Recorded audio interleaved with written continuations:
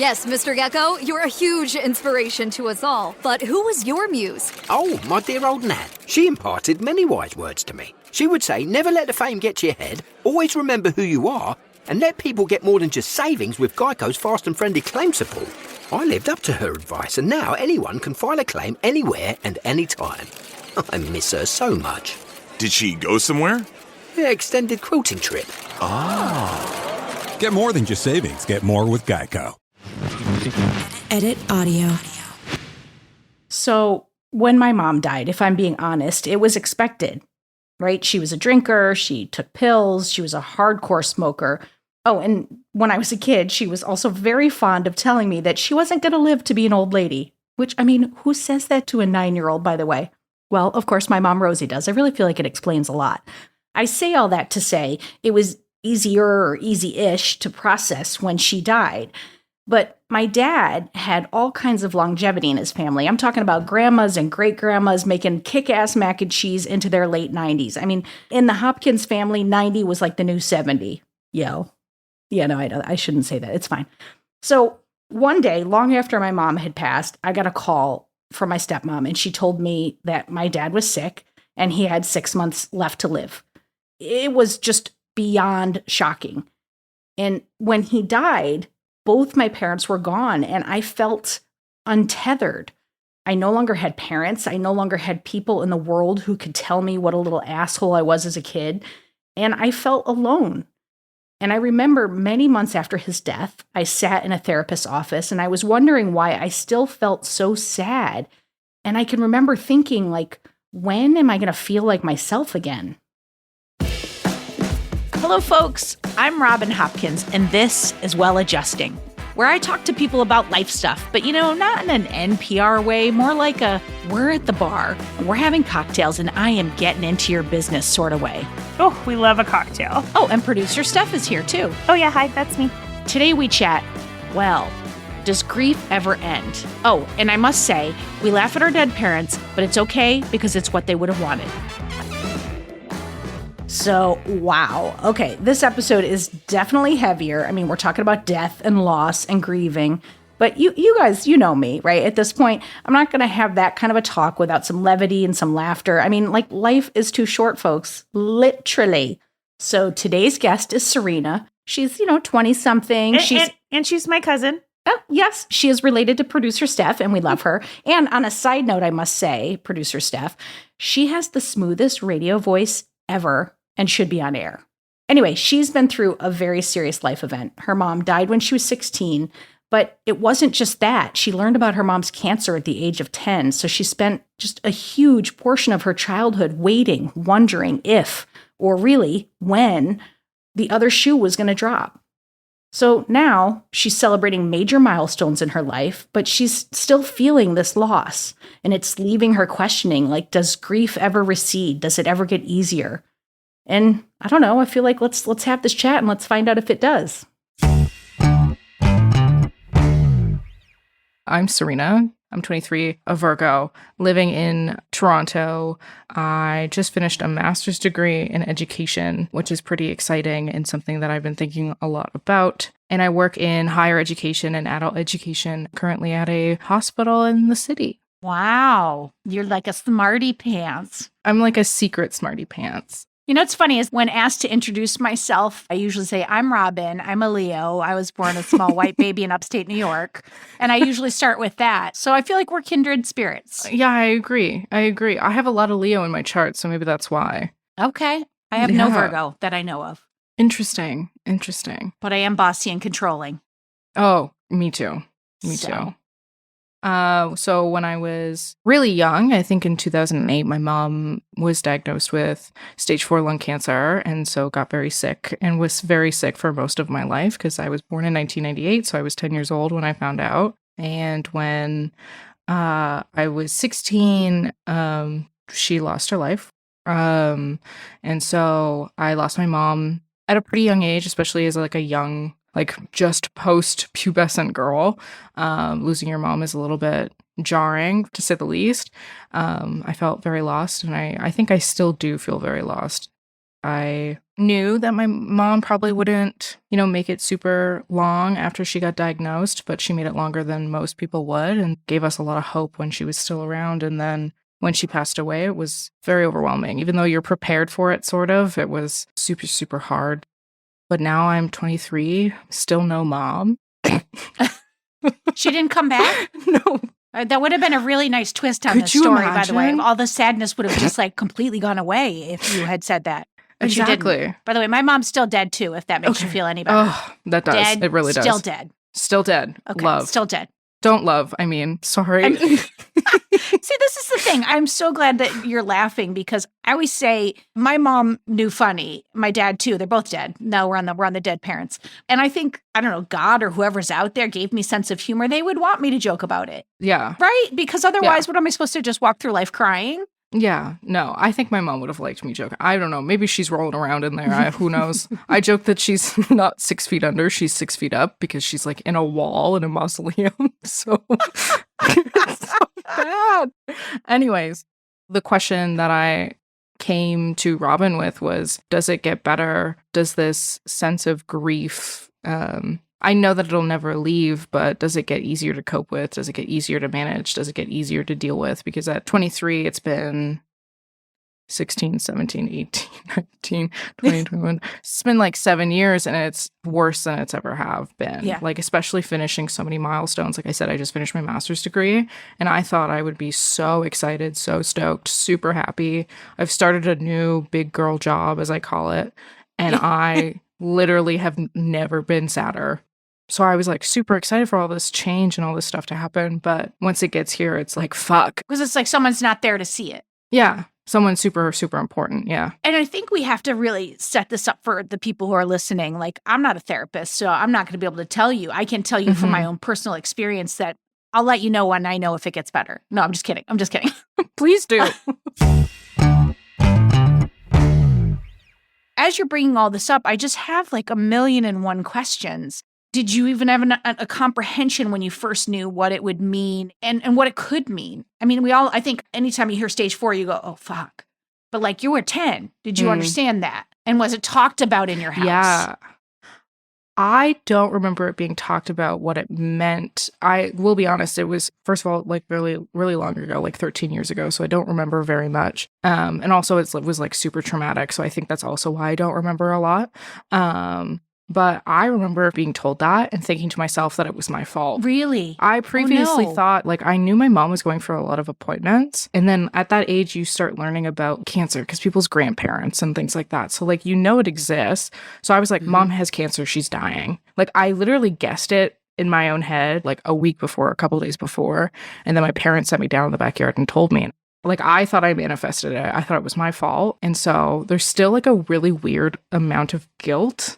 And it makes no sense because obviously that's not true. For feeling like you manifested it. Yeah, because I think I made, like, I thought that I made it up as a kid. And, that doesn't really leave, which is super weird. But anyways, it was never really, maybe it was talked about. I don't remember super well. Well, about that point, like, I had the most amazing therapist, and I believe she's going to give us some little hot tips at that, which, I mean, I feel like hot tips is not the right thing to say when we're talking about grief. Let's just Cold find a better tips. phrase for it. Yeah.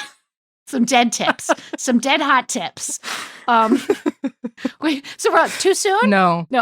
She's gonna give us some thoughts about this. But I remember her saying at one point, because the theme of this podcast is that I came from a really crappy childhood, and she said, when you were a kid, you can't make your parents wrong because they hold the foundation of everything. Like they are the ones holding it together. And if you were to think they were bad or wrong, you would feel unsafe. So as a kid, there's this like coping mechanism where you take it on and you blame yourself. It seems like that really applies here. Oh, yeah, 100%. Yeah, that makes a lot of sense to me because it's probably just too real, too much to even think about. And I just remember not really understanding at all what it really meant at all until probably I was in like high school. Because like what had happened was she had surgery. Basically, like a half of her lung was taken out of her body. And so it was fine for a couple of years. And then she got diagnosed later on with brain cancer. And I probably was in like high school, maybe, or in grade 8 or something. And I think you start to really understand like the gravity of the situation, I think, because you started to be able to like visibly see it, like the signs that she wasn't doing well. And then closer to right. her death, it was kind of dramatic. She really wasn't well at all. That's so much. I mean, you're in 8th grade. Like, my daughter's about to go in 8th grade, and I just can't even imagine what that would put on her. And your life's irrevocably changed. Yeah, completely. At that moment.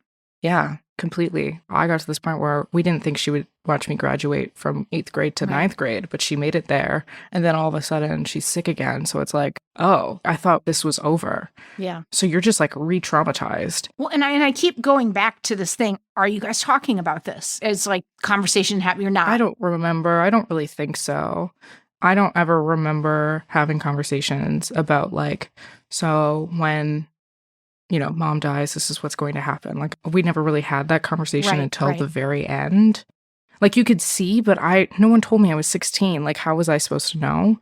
I left for 10 days to go to Italy right before she passed away. You know, but in fairness to you, because it sounds to me like you're about to blame yourself. No. Like, okay, good. Okay, because I was like, don't, because you're like 16 and like you've been living with this for 6 years. Exactly. And so I thought, I mean, any day could be the day. That's exactly the point. And like, I thought that things would get better because they did twice, 3 times. They got better 3 different times. So why would this time be different?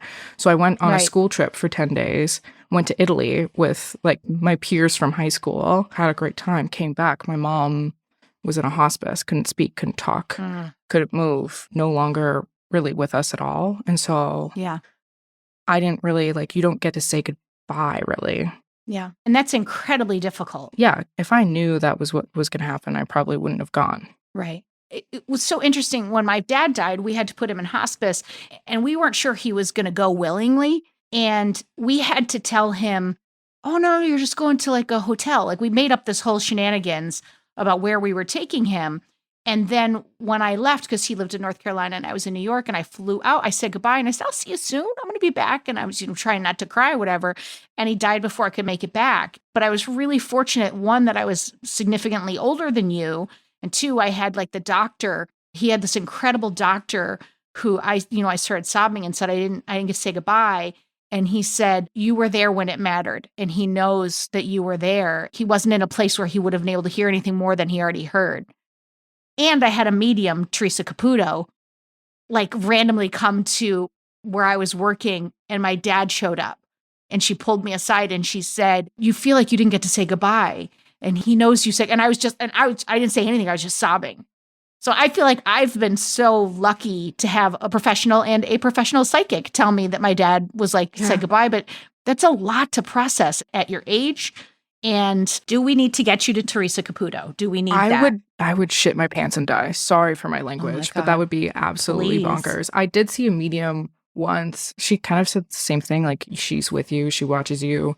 She knows that you feel bad, but don't feel bad. She's happy that you went on the trip. She knew that you needed to go. And I think a lot of people think mediums or whatever are hooey. I don't care. Like, I've got this psychic lady that I go to that's not Teresa Caputo. That's amazing. And my mom shows up on the regular. I mean, I've only seen her 3 times. But the first time, I got all the healing I needed. And if that made me feel better, I don't give a crap if that lady made every word of it up. It made me feel better and like I healed something with my mother. That's exactly it. That's how I feel about a lot of things, is like, I don't care if it doesn't have scientific background. Like, if it helps me manage my emotions, then I don't see, a problem with it. It makes you feel like you're communicating with someone that you need to communicate with, if that makes sense. Yeah. Trying to juggle a million things, like finding a new apartment, keeping your stress down, and still eating well? Thrive Market makes it simple. They deliver high-quality groceries and snacks straight to your door, so you can spend less time in the store and more time adjusting to life's real problems. Their Healthy Swaps barcode scanner helps you upgrade your usual groceries to better-for-you options, with over 1,000 sketchy ingredients restricted. Trusted brands, clean snacks, and pantry staples are all just a click away. Go to thrivemarket.com/podcast and get 30% off your first order and a free $60 gift. Wherever you go, whatever they get into, from chill time to everyday adventures, protect your dog from parasites with Credelio Quattro. For full safety information, side effects, and warnings, visit CredeliaQuattroLabel.com. Consult your vet or call 1-888-545-5973. Ask your vet for Credelio Quattro and visit QuattroDog.com.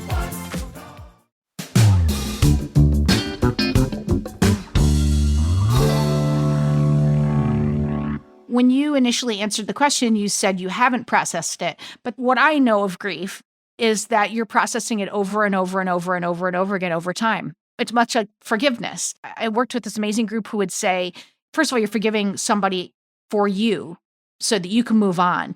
But you might need to forgive a person repeatedly to get to a good space. And I feel the same way about grief.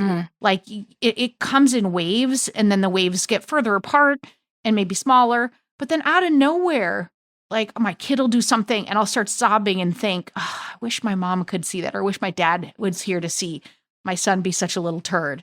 Like he would have thought that was hilarious. Yeah. So it does to me seem like you're processing some. Yeah, I think so. It's like one of those things where you take 2 steps forward and then like 3 steps back and then 5 steps forward and then a step back. Like it's, it's very... It's not linear. Yeah, exactly. Right? No, not at all. It's very ebby and flowy.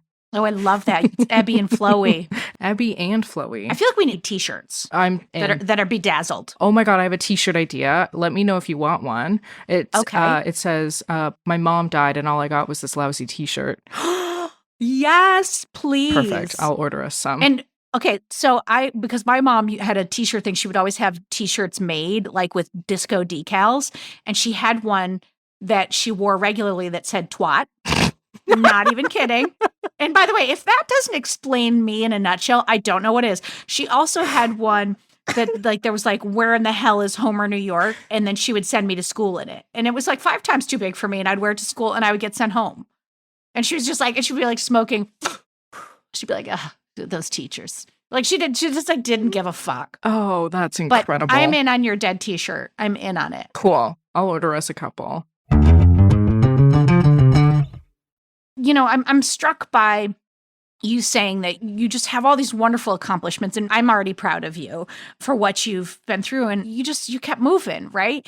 And so it makes sense to me that you would feel this way. There's an aloneness that can happen. You're tethered to your parents. Like when my dad died, it was my second parent. I felt like an orphan, even though I had a sister, but I was just like, part of your family leaves, your history, and their ability to see you going forward. So what are the echoes of it in your life, and what do you want it to be? Right now, I'm having a problem where I feel like, I don't know if it's jealousy, but like, for example, my partner's family and his parents, incredible human beings. They treat their kids like gold. Like they're just such a lovely family. His mom is so lovely.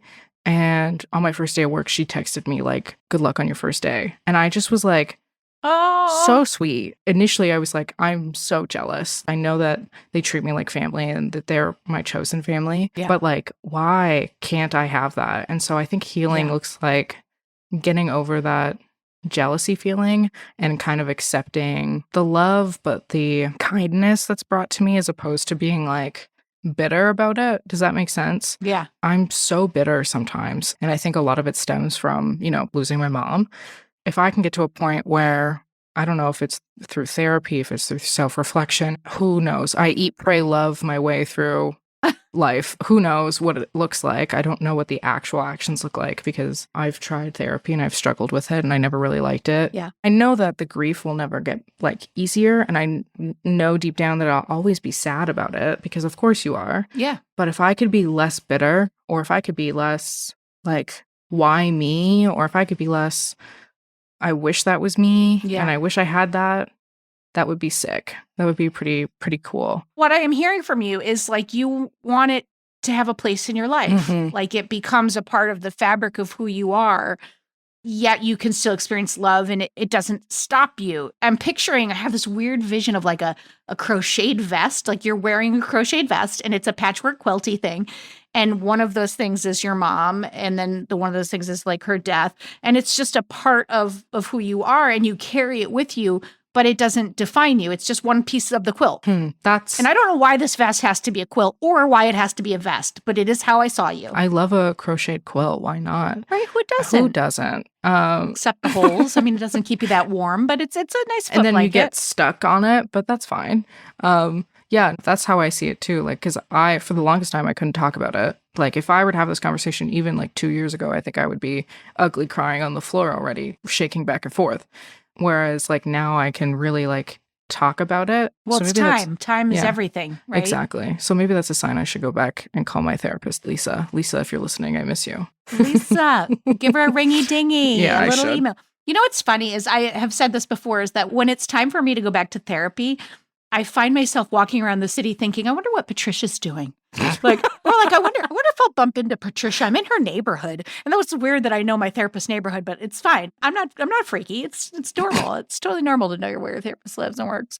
100%. I think if you listen, your gut tells you what's next. You may not like the answer and you might not want to do it, but in the same way that I approach therapy, if I have a thing that I don't want to say, I say to myself, you got to say it. You got to say it. Like I make myself say that thing. Sometimes I wait till the last 5 minutes, but I say the thing because Yeah. it's like, I know I need the help. Yeah. And so like maybe now it's time for that. I know that it is because I'm at this, like I said, I've hit this like huge milestone. Even now, just being done the coursework of a master's degree, like I'm like done school now, and I haven't been done school for like the last 20 years, basically, it feels like. So now that I'm done this milestone and it's hit me like a ton of fucking bricks. Well, there's an open space in your life. Yeah, I'm stuck thinking about it more and having to process it more. I wonder also, like, I don't know why I have this feeling about you. It goes along with the crocheted vest idea, but like, you feel like you're very artsy to me. Like, I wonder, you're not artsy? You just No. feel like artsy. I look the part. Everyone used to think in high school I was like a visual arts student because we had an arts program in our high school. You have that. You I have that know. Risty look. I know. I love it. I look the part, but oh God, no. Well, what kind of outlets do you have in that world? Because I feel like, that it doesn't have to be art, but like, do you journal? Do you write? I journal sometimes. I do a lot of like spiritual stuff. Like I do a lot of tarot. Sometimes I do my makeup. Everything feels better when you feel nice. Yeah, that's a huge thing for me. I clean up. Like that makes me feel better too, cleaning the house. Oh, I wish that was me. Because I feel like the chaos in the house makes me feel out of control. But if I clean, I'm like, all right, well, this could be worse. The amount of shit I have on my floor right now is like astonishing for someone who's a self-proclaimed earth sign. So, yeah, those are the kind of processy things that I do. I do journal a little bit. I don't consider myself super like artsy or creative. I think you're like a pretty good photographer and also really good at doing makeup. Thank you. Since like 12, you could do like really cool makeup. That's true, I guess. Yeah. Like you could have a YouTube channel and I would watch it. Also, you're really good at baking. Oh my God, that's right. I forget that I know how to bake sometimes because I'd never get to do it as often as I used to. It's my partner's birthday next week, and the only thing he ever asks for me for his birthday is a cheesecake. So, yeah, he Oliver, does. when you hear this, don't worry. I'm making your cheesecake, I promise. There's this book that I always give to people called The Artist Way, and it's a 12-week workbook. And I had it on my shelf for like a decade before I did it. And one of the things I love about it is she talks about how you can be a lawyer, but you still have an artist in your soul. I think that's a really interesting way to like look for outside things. But I do also want to say, I am really guilty of trying to to-do list my feelings away, right? And like when my mom died, I was like, I had a checklist. I was like, I'm going to write. I am going to go to yoga. I am going to, and I don't fucking like yoga, but I went to yoga. And it was that kind of yoga where you like lay down and like someone came and put a blanket over me after. I fucking started sobbing in yoga in the middle of Manhattan. Like, I've never been more embarrassed. Like, I was not ready to go have someone do a motherly thing over me. I was like, Jesus Christ, Robin, you're doing that thing. You're trying to move yourself through this so fast because you don't want to feel anything. And the older I get and the more I still will struggle with this for the rest of my life. I will always try to move through my feelings really fast. Like I'm catching myself even talking to you being like, what can we do for you? And the reality is like, you just got to process this shit in whatever way happens for you. And some of it just might be time. Yeah. I think a lot of it is time. It hasn't been that long. No, it really hasn't. I got kids older than when your mom died. Yeah. And like every year, another year goes by and I'm like, fuck, that was so long ago already. But like in the grand scheme of things, no, it's not. Because when I'm her age, hopefully I'm going to be her age one day. You will definitely be her age. Yeah, I hope so. And so how the fuck is it going to feel then? Like, what the fuck? Sorry for my language, but like, that's going to be fucking crazy. Love that you said sorry and then dropped a F-bomb right after that. I love that. Like, that's something that I can't even begin to wrap my brain around. I know that when I turn her age or, get to close to her age when she passed away, I think that that's going to be like another fucking crisis for me because I'm going to be like, what the fuck?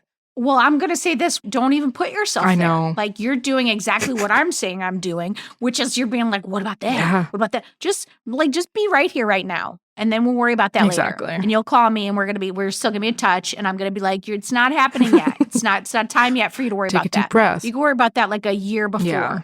You don't need to worry about that I right know, now. but here I am worried about it. But here you are worrying about that.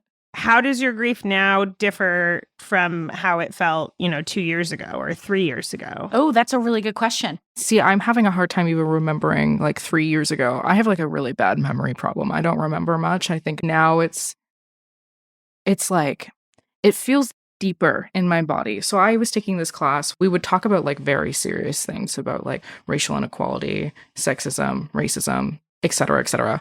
And she would always ask us, like, where do you feel that? Like, not how does that make you feel, but where in your body do you feel that? And that changed my fucking mind. Like, that changed my world because now I know how to identify where I'm feeling things because of that one professor. She's a genius. I can never thank her enough for her wisdom. But I think now I, like, feel it really deep in my chest and very deep in my stomach. Not to be a Debbie Downer, but this is an episode about death, so I apologize. I mean, we're definitely talking about dead people, so I think that's okay. We'll allow it. Okay, thank God. But it's such a deep, deep, guttural sadness. Yesterday was like so bad for me. Like it was so deep in my chest that it was like, how does my body even get that deep? Does that make sense? Like it was just such a deep, awful feeling in my stomach and in my chest. It's just the sadness is like unfathomable sometimes. Like I can't believe I'm this sad when I have a roof over my head. Yeah, but that's unfair. That's unfair to yourself. I know it's really unfair to yourself because it's all relative. Your pain is your pain. And don't fucking minimize it. I'm going to get all motherly with you, Sarina. Don't you dare do that. Don't do that to yourself. Because if I was feeling sad, would you ever say that to me? Would you ever be like, Jesus Christ, Robin, you've got a roof over your head? You would never. No. But you know what I mean? Like, don't be mean to yourself like that. No, I know. I think that I was so hyperactive and involved in things around me. 3 years ago, I was finishing my undergraduate degree. So I was like in my fourth year of university. So I'm knees deep in university work. I'm a part of like a million clubs. I'm working in residence life at my university. I have a partner. I have a million friends. I have all these things going on. So it's like, sure, it's around me. And I know that, there's things like Mother's Day where I'm always sad. And like that 3 years ago would have made me sad anyways. But when I went to bed at night 3 years ago, I don't think that I was like laying down being like, fuck, it hurts. Whereas like now I'm taking a deep breath and I'm like, fuck, it hurts. But you know what? In a way, I think that's good because to me, that means you were off. Yeah.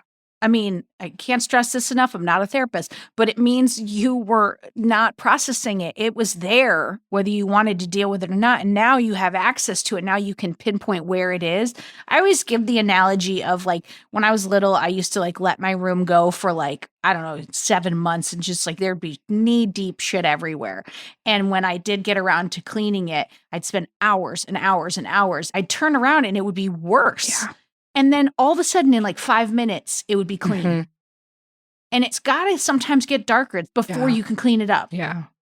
There's just no way through it except for going through it. Exactly. And we all wish we could run around it, but we can't. God.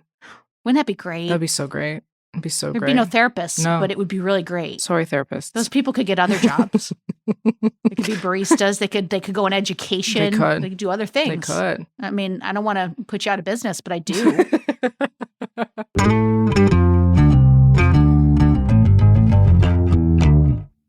I think that you having access to where it is wonderful. Yeah. Maybe there's some body work you could do too. Again, I'm to-do listing, but maybe there's some body work to be done. I think maybe because when, like I said, I learned that in a class in grad school and I only learned that last month. I remember thinking to myself, this is better than any therapy session that I've ever had. Yeah. And it's a fucking class that I paid $6,000 for or something. So maybe it's time to to look into different forms of therapy that'll work better for me because I feel like I do talk therapy with my girlfriends anyways. So I don't know if it was ever super productive for me. Learning how you feel and how your body feels when you move through emotions was mind-blowing to me and sort of a breakthrough. Well, at your age, you probably just like clamped all your shit down and just locked it up. Mm-hmm. Mm-hmm. First of all, I do want to say, Sarina, I'm obsessed with you and I love you. I love you. I think something that's really interesting about you in a shitty way is like you legitimately have like no support system, but have entirely made your own. Like our family is hella Catholic, hella shitty, but like sweep everything under the rug and then like don't process anything. But I'm bringing that up because I think Robin has had a shitty family in some regards and has built her own system around that. So, Sarina, I kind of wanted you to talk about how you did that. I have 2 childhood best friends, Heather and Lindsay, and I literally probably would not have survived without them. Lindsay is my rock, truly. I am so grateful for her. But Heather has an incredible mom, and she was sort of like a second mom to me when things happened. And she always made it like very clear that like, you know, if you ever just want to spend the night or you need anything, please don't hesitate to like just come, because she lived around the corner. And did you? I did sometimes, yeah, I did, because sometimes it just got kind of unbearable. I do feel like the universe gives you what you need sometimes. It does. It does. It may not be what you want. Nope, definitely not. Would have preferred my own mother. Sure. You wouldn't have preferred my mother. And she would think that's funny. She would think that's funny. So I can say that. I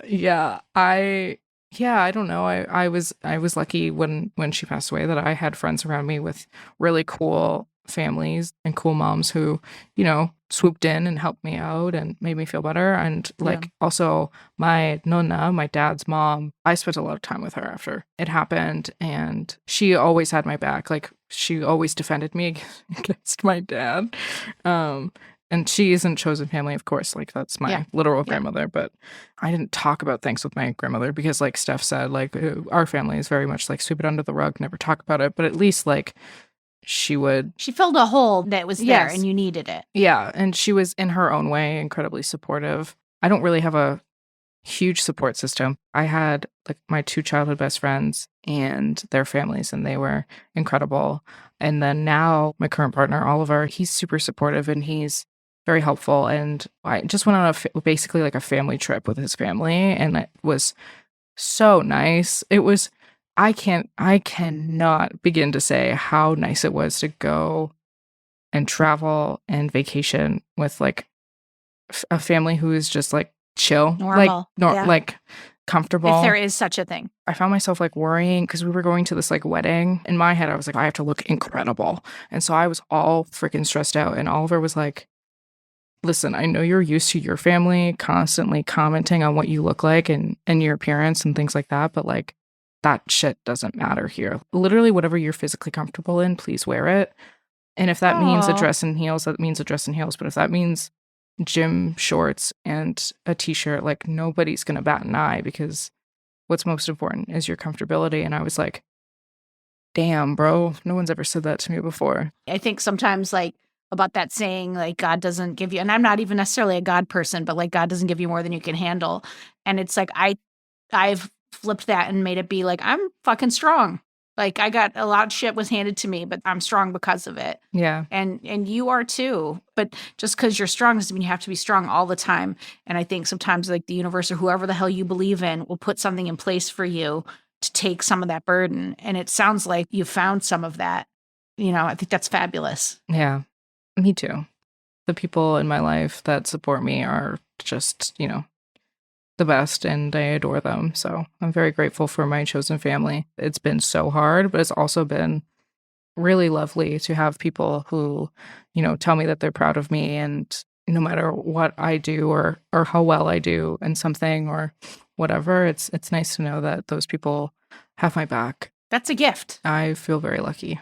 I'm so glad that you are in a place where you can share, and that you did share it with us, because it's like a really vulnerable thing, and it's a real part of who you are, and I'm honored that you chose to share it with us. Thank you. No, thank you. I'm happy to share, because I think that when it all happened to me, I was like, how am I going to move on? Like, I didn't know anybody who was in my circumstance. I didn't, you know, no one ever talked about it. I didn't know anybody who'd gone through it. So I feel like anybody who's listening, if you're going through this, you have kids, talk to them. Please, God, please. Please. I know it's hard for you, but like, talk to them. Yeah. Is there anything that you do or like any time that you've had that you feel extra connected to your mama? Yes, definitely. There's definitely moments where I'm like, oh, mom would rock with this, or this reminds me of mom. So this is my mom's diamonds on here from her wedding and engagement ring. And then I wear a ring from my mom I call it a forget-me-not because that's what she called it. She got it from her mom and it's Danish sterling silver. My mom was Danish. This is what makes me feel like she's with me. My amazing psychic told me that birds, doves, or like in the pigeon family or part of the dove family. She told me that's your mom talking to you. And so every time I walk by the window, because I have like pigeons that are just sitting there, and when I walk by, I always go, "Hi, mom," and then I just keep walking. That's I'm like, "Hey, mom, what's up?" So and I just assume she's with me. I love that because I love pigeons and I love rats. I love Rosie is a pigeon somewhere. I love it. And again, whether it's true or not, if it makes me feel nice, it makes me feel connected to my mom in the best possible way. Yeah, who gives a fuck? That's right. Who cares? Last question. What keeps you going and what brings you joy these days? What keeps me going is knowing that I want to live like she wanted me to. Like she was so adamant that I, like, for example, like lived at university when I went to university and had fun. On the weekends, she was like, "You're not sitting on that couch. We're going out and we're doing things." Like she was a very go, very active person. And so what keeps me going is knowing that like she would have liked to have seen me do everything that I've ever wanted to do, because there were so many things that she never got to do and she regretted it. And she always talked about that. And so that keeps me going because I know that whether or not she's actually looking over me and whether or not spirits are real or whatever, who cares? I feel like it is, or I feel like she's watching me and I want her to, I don't know, like watch a cool coming of age movie where the protagonist like has a good happy ending or something. Well, and then just like in a cool coming of age movie, I hope there's a handoff where it goes from you wanting to show her that you did it to you wanting to do it for you. Yeah. And then she's looking on from her patchwork quilt. Yes, vest. exactly. And under the vest is your t-shirt. Yes. That says my mom died. And all I got was this lousy t-shirt. Yeah. Yeah. I feel like we just solved it. I think so. I feel like we handled it. And I don't even think we need an expert to come into the end because I think we just did it. We did this thing. I want to be able to enjoy my 20s, my 30s, my 40s, my 50s. Yeah, and I want to celebrate her too. And it's you can't I can't stop because she's gone as much as I want to sometimes. She put me here and I guess I'll make the best of it. I feel like that's about as optimistic as you're going to get today. And I think that's okay. It's a great place to be. I've been trying to be a little bit more optimistic, but it's been a little bit bleak lately, but we're working on it. We're doing our best. And I know that she would be super, super proud of me of what I've done. And that keeps me going. That brings me joy. There's so many just parallels of like lightness and darkness and all of that in your story. And it's just, I hope that having had a conversation might even bring some more lightness to you. Like maybe you released a little something just in talking. Because I find that happens for me. I mean, I don't want to put that on you, but it does happen for me. It happens to me too, because like, I don't know, you'll have these service level conversations about it, about like, oh, how are you? You know, yada, yada, yada. But like, you don't forget the chance to like talk about where does that make you feel unless you pay someone $150 an hour to talk about that, which you ain't got to pay me nothing. That's the beauty. That's the beauty. It's been good. It's been good to be able to talk about it too lately. Well, the mom in me is going to say, before we say goodbye and thank you, the mom in me is going to say, keep being kind to yourself because you deserve it. Thank you. Thank you. I'll try my best. And the non-mom in me, but person who loves you is going to tell you that I don't know a single person that's met you that isn't super proud of you and where you've gotten yourself. Don't make me cry. It's nice to be able to talk about it, but also approach it from a place that's like not super serious. It doesn't have to be so serious. And you're going to help a lot of people just having this conversation. I really do believe it. Thank you. No, thank you. Thank you. Thank you. Thank you. That's what I have to say. Thank you. No, thank you. No, thank you. Thank you.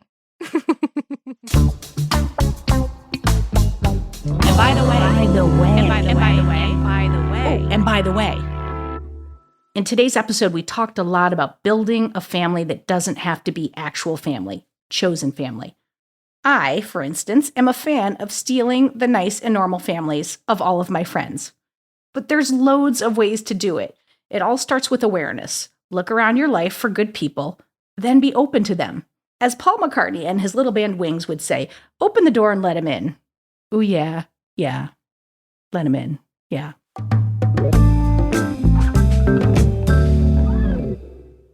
All right, folks, it is that time where we get some advice from someone else, and I think that's welcome. Today, we have Patricia, also known as my therapist, and she is coming in to talk about how to process grief. I think that talk therapy around grief is really important. And there are grief groups. Some people don't like them because everybody's talking about their grief, but that is a place to go to talk and to hear and to listen. I think that there are also Reichian therapy. That's the therapy where the person is trained. It's a kind of a Freudian body thing to see where you're holding your body armor, and then they go for that. They get you to feel your body armor, and then they work systematically at taking it apart so that you actually feel what's underneath your body armor. Grief is something we can feel in our bodies, very much so. It's also not the norm to feel stuff like that. So it can be a sign of deep processing. It could also be a sign of dissociation, like, well, I'm not angry at all, but, I have irritable bowel syndrome or something. Or, things are fine in my life, but I get migraines. So, well, there are some disowned emotions that are getting lodged into the body. So you have to kind of figure that out. But here's the thing about grief. Grief can be regular grief, in which case you will get over the grief within a certain period of time. Not that you'll forget the person or stop loving the person or not feel the loss, but it won't be so exhausting and draining and depressing. And that should happen, I can't really say how long. They used to say a year. I've worked with people for as long as 5 or 6 years where it's taken that long to really move on from grief. The longer it takes, the more it points to something called complicated grief. Now, in complicated grief, it's a complicated theory of grief, but part of the parts of grieving are at a certain point you kind of feel yourself letting go of the inner structure of the person that you've been clinging to or holding on to, or who's been a part of you even. You can release them and feel them going away. Not that they're gone, not that you don't have a memory, not that you can't find them if you look for them, but they're not the center of your focus and awareness after a certain period of time. If they remain at your center of awareness after a period of time, if something is exhausting and draining and depressing for 8 years, there's more there. What more could be there? There's more complexity to the relationship. And often what it is that I can't let them go. It's because part of me is in them. I have projected part of myself into them, and I can't let go of that. Talking helps. Talking reduces the impact of trauma. Oh, amazing, amazing words from Patricia. And I do want to say, Patricia also said, I would like you to realize that you create your own lives. No one else has the right answer for you, and no one else has that responsibility. You have both the responsibility and the privilege or the right to make your own choices and to learn your own lessons in this lifetime. Woo! And that is why she is the expert. Okay, folks, that is it for today. But before we go, I want to say so many thanks to Sarina for sharing her story with us. I laughed, I cried. It was just an incredible conversation. For more Robin, and you may need that, you probably don't need it, but if you do, you can follow me at Real Rob Hops on all the platforms, all the socials, as the kids today say. Well Adjusting is an Edit Audio original, exec produced by Steph Colburn and Robin Hopkins. Thank you to Maria Passingham, Kathleen Speckert, and the whole Edit Audio team. Oh, hey, before you take out those AirPods, this show is just for entertainment. If you are in need of help, please, please, please reach out to a professional. Go ahead and get that help. You deserve it.